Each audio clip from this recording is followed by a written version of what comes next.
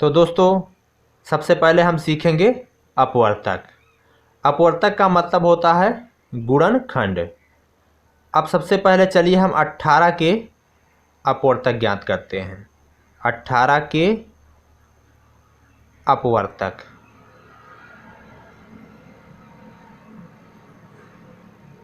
तो 18 के अपवर्तक 18 जिन जिन संख्याओं से विभाजित हो जा रही है वही इसके अपवर्तक हैं।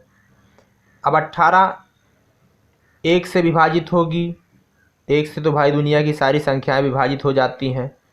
2 से हो जाएगी, 3 से हो जाएगी, 6 से भी हो जाएगी, 9 से भी हो जाएगी और स्वयं 18 से भी विभाजित हो जाएगी। यानी 18 के अपवर्तक जो आए 1, 2, 3, 6, 9 और 18।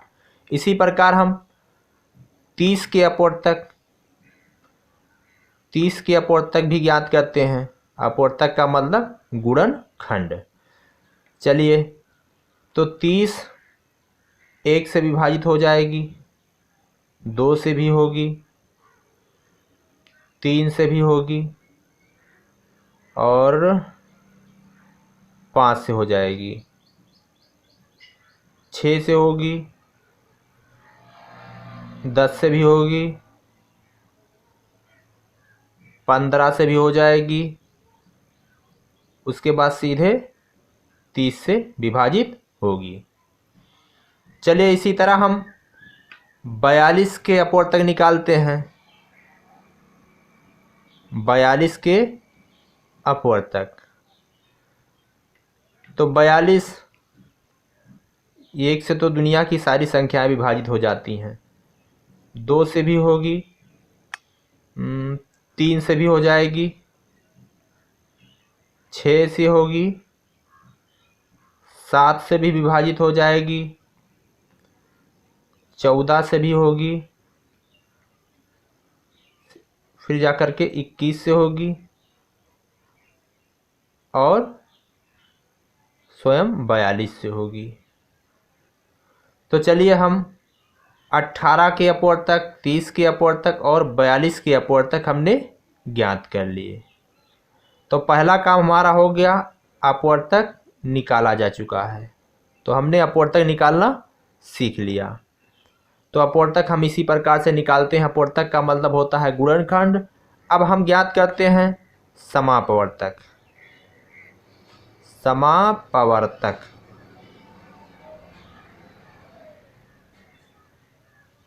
दोस्तों आप नाम से ही समझ गए होंगे। समापवर्तक का मतलब होता है जो समान रूप से उभयनिष्ठ हों ऐसे अपवर्तक। अब इनमें से हम देखते हैं कि कौन से ऐसे अपवर्तक हैं जो उभयनिष्ठ हैं। जैसे 1, 1 और 1, ये उभयनिष्ठ है। इसी तरह 2, 2 और 2, ये भी उभयनिष्ठ है। 3 इसमें है, इसमें भी है, इसमें भी है। तो जो उभयनिष्ठ अपवर्तक हैं उनको हम लिख लेते हैं। 6, 6 और ये 6। उसके बाद में 9, 18 नहीं, बस इतना ही। चलिए, यहाँ कामा नहीं लगाना है। तो दोस्तों ये है समापवर्तक, यानी ऐसे अपवर्तक जो समान रूप से उभयनिष्ठ हों उन्हें हम समापवर्तक कहते हैं। अब आइए हम देखते हैं महत्तम समापवर्तक कैसे निकालते हैं। महत्तम समापवर्तक।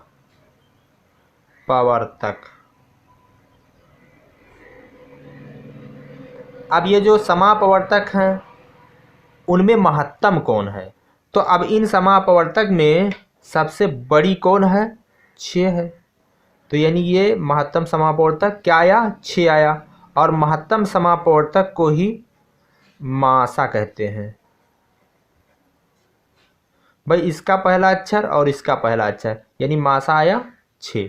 तो दोस्तों सबसे पहले हम अपवर्तक निकालना सीखते हैं, उसके बाद में समापवर्तक। और समापवर्तक अगर ज्ञात हो गया तो हम उस समापवर्तक में जो सबसे बड़ी है यानी जो सबसे महत्तम है उसी को हम महत्तम समापवर्तक कहते हैं और महत्तम समापवर्तक को ही मासा कहते हैं। चलिए दूसरा उदाहरण है 21, 42 और 63। तो सबसे पहले हम 21 के अपवर्तक निकालेंगे।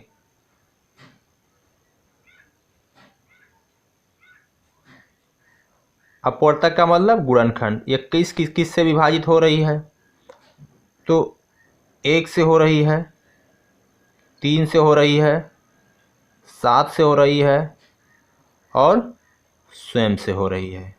उसी तरह हम 42 के अपवर्तक निकालेंगे। तो 42 किस से विभाजित हो जाएगी?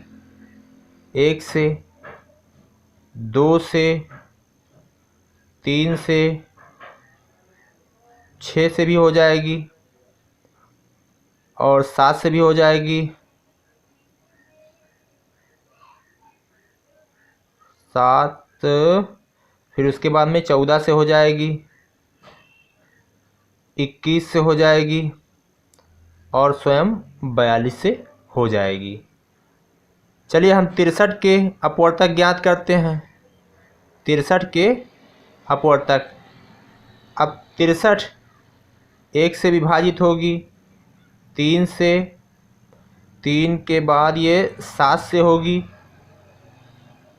9 से होगी, 21 से होगी और स्वयं 63 से होगी। तो ये 21, 42 और 63 के अपवर्तक हैं। आइए अब हम ज्ञात करते हैं समापवर्तक।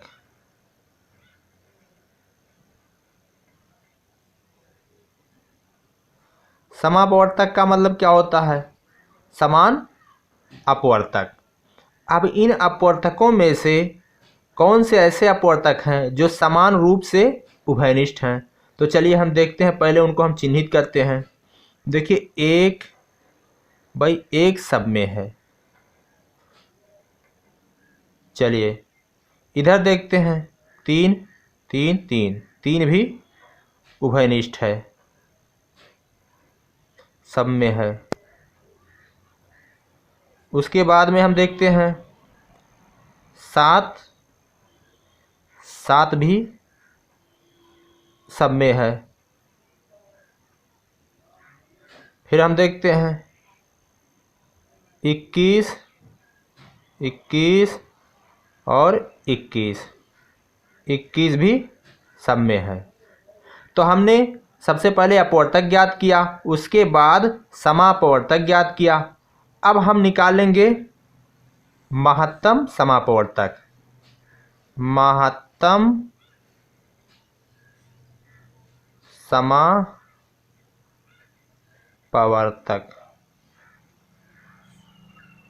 यानी ये जो समापवर्तक हैं इनमें सबसे बड़ी, महत्तम का मतलब होता है महानतम यानी सबसे बड़ी। सबसे बड़ी कौन है? 21 है। तो 21 क्या है? महत्तम समापवर्तक है। और महत्तम समापवर्तक को ही मासा कहा जाता है। यानी मासा कितना आया? 21 आया। अब दोस्तों हम ये जानते हैं कि मासा क्या है, यानी महत्तम समापवर्तक कहते किसे हैं? वह बड़ी से बड़ी संख्या है जो दी गई प्रत्येक संख्या को पूर्णतया विभाजित कर दे। यानी वह बड़ी से बड़ी संख्या जो दी हुई संख्याओं को पूर्णतया विभाजित कर दे। अब जैसे यहाँ 21, इससे बड़ी दूसरी संख्या आपको नहीं प्राप्त होगी कि जो इसको और इसको और इसको यानी तीनों को विभाजित कर सके। इससे छोटी संख्याएं प्राप्त हो सकती हैं जैसे 7, 3 और 1, लेकिन 21 से बड़ी कोई दूसरी संख्या नहीं है जो इन दी गई संख्याओं को पूर्णतया विभाजित कर दे।